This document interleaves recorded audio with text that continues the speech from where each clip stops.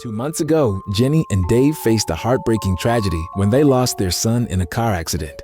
To heal from their grief, they moved into an old house in the countryside. Although the place seemed calm and peaceful, it hid a dark secret. One day, while Jenny was sorting through her son's belongings, she suddenly heard a noise from the next room. Thinking it was Dave, she called out, but the noise repeated without any response from him. Curious, Jenny traced the sound to the basement. She went down to investigate, but after waiting a while, the noise stopped. Assuming she imagined it, Jenny returned upstairs to continue sorting. Soon after, the sound returned. Jenny carefully checked around, but couldn't find the source. Just then, a strange breeze blew past her. Intrigued, she looked around but saw nothing unusual. Suddenly, the noise came again. Jenny followed it and found one of her son's favorite items on the floor, his name clearly marked on it. Seeing this comforted her, as she thought it was a sign that her son had come back to visit. Then, a sudden noise from behind startled her. She turned quickly and saw a dark figure flash by. Thinking it was her son, she chased after it, but the shadow seemed to vanish into thin air. After searching for a long time without any luck, Jenny was about to give up when a ball rolled down the stairs. It was another toy her son used to love. Jenny felt convinced that her son had returned and was trying to comfort her. She shared this with Dave, but he didn't believe in ghosts. He thought Jenny was just overwhelmed with grief. That night, something strange happened again. The photo frame holding their son's picture, which was usually in place, had fallen and shattered. Jenny remembered that her son never liked that photo, so she took it as a further sign of his presence. Dave, however, dismissed it as a coincidence. Just then, someone knocked at the door. They opened it to find an elderly couple who introduced themselves as their neighbors. After some small talk, the man shared the house's dark past. Years ago, a man named Jack lived there and ran a funeral home business. Soon, rumors spread that Jack's family was involved in illegal organ trafficking, selling corpses to make money. Eventually, the townspeople drove the family out. Jack's family left him one by one, and he succumbed to heavy drinking, eventually dying alone within a year. As the neighbors left, the woman secretly handed Dave a note that said, "This house needs a family. Move out quickly." Dave was confused and didn't understand why she was warning them. Later that night, Jenny woke up feeling uneasy, as if someone was staring at her from the door. The sensation reminded her of her son, so she hugged Dave for comfort and eventually fell asleep. Unknown to her, a shadowy figure was indeed standing at the door. The next day, Dave hired an electrician to fix the basement furnace, which had been overheating since they moved in. After the repair, the electrician noticed something strange. A dark figure appeared behind him. Thinking it was Dave, he didn't worry. But when he saw a woman squatting in the corner, he panicked. As he tried to make sense of it, another ghost appeared, terrifying him even more.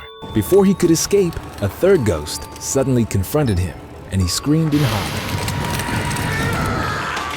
Jenny and Dave rushed downstairs and found the electrician unconscious, severely burned. They quickly took him to the hospital. Dave blamed the faulty furnace for the accident, while Jenny believed it was their son, angry at the presence of a stranger. Dave couldn't accept the idea of ghosts and remained skeptical. 2 days later, Jenny invited 2 old friends to help her find out if her son was really in the house. One friend was a medium.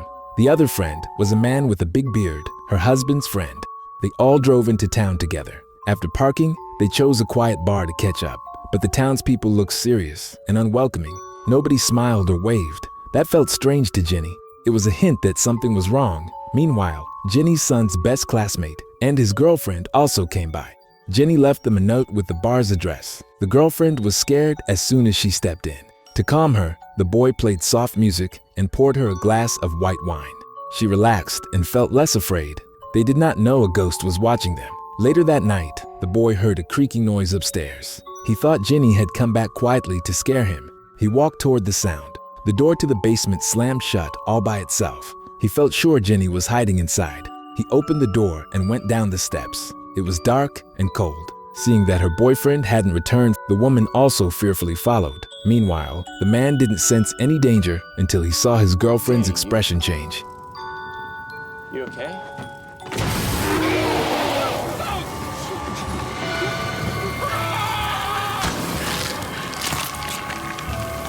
The woman was so scared that she desperately ran outside. Now, she had only one thought in her mind: to leave this damn place as quickly as possible. And finally, the woman successfully left the house. However, the ghost had no intention of letting her go. Just after driving for a short while, an accident happened.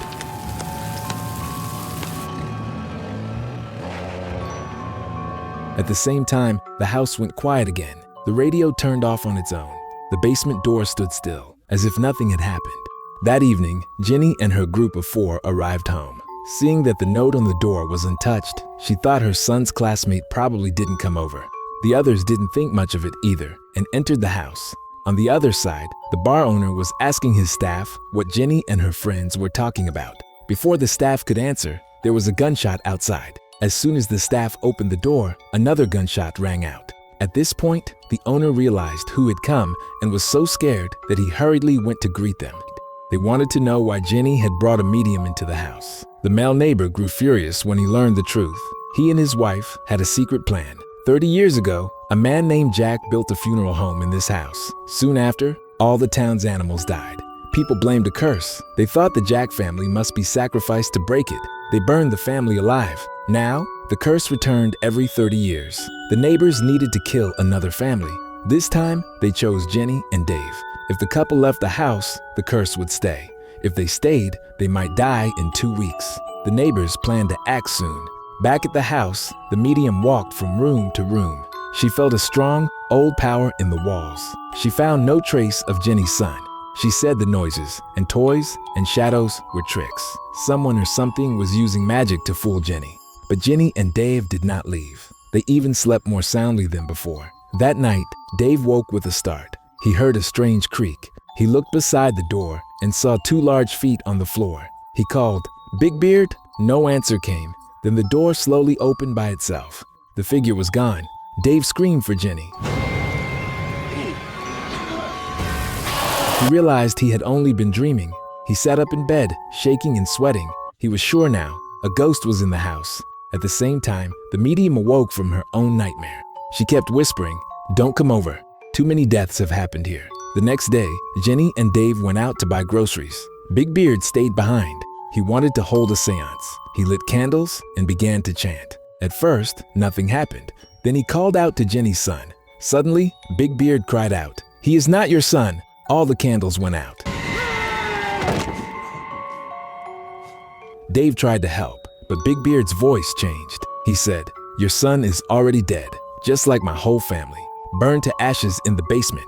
It was Jack speaking through him. Big Beard then snapped out of it. He begged Dave to tie him up. Soon, Jenny and the medium came home. Big Beard looked strange.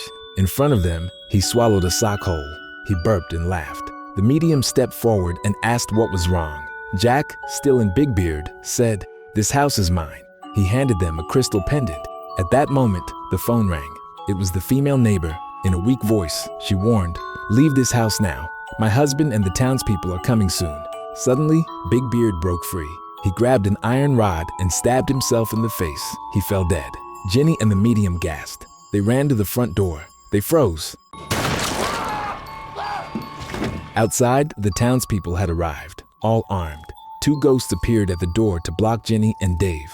With no choice, Jenny and the medium ran up the stairs. In the basement, the ghosts stirred. They rose to defend the house. Upstairs, the townspeople tried to follow. One man stepped onto the stairs. The ghost spun him around. He turned into ash. Another man climbed up. His foot melted in flames. He fell, leaving a pool of blood. Seeing this, the bar owner didn't dare to go up either. He ran to ask his companion if there was another way to the second floor. But before his companion could answer, his body also began to melt continuously. The same situation happened in other rooms. All the townspeople were killed, while Jenny and Dave were unharmed. The male neighbor didn't understand this and questioned Jack why this was happening, why Jenny and Dave were still alive. On the other side, the bar owner sneaked to the second floor, intending to sneak attack Jenny from behind. But little did he know that he was the prey. Honestly, this part is satisfying. He tried every means to harm others, but ended up being taken down himself. Finally, Dave hurriedly took Jenny to leave. However, as soon as they got downstairs, they found the male neighbor had been waiting for a long time. He confidently turned around and ordered Jack to kill Jenny and Dave. Jack obediently walked towards them, but his target was not Jenny, but the enemy in front of him who had killed his family. Although he was already dead, the hatred in his heart still existed. He tightly gripped the enemy's head, making him taste the pain of being burned. He didn't harm Dave and Jenny because he was moved by their love for their son. His own family was wronged, and he didn't want to be like the townspeople, using others' deaths to save his own skin. As the basement door slowly opened, the Jack family disappeared. At this moment, the son's voice suddenly appeared saying, "Mom, don't be afraid. I'm waiting for you here." Jenny was very relieved upon hearing this and walked statically toward the basement. But guys, don't forget that the medium once said, there was no soul of her son here. It was something deliberately doing this. This thing is definitely not the Jack family. It should be a stronger ghost. As you can imagine, Jenny and Dave have only one fate, to become sacrificed souls, waiting for the next homeowner to arrive.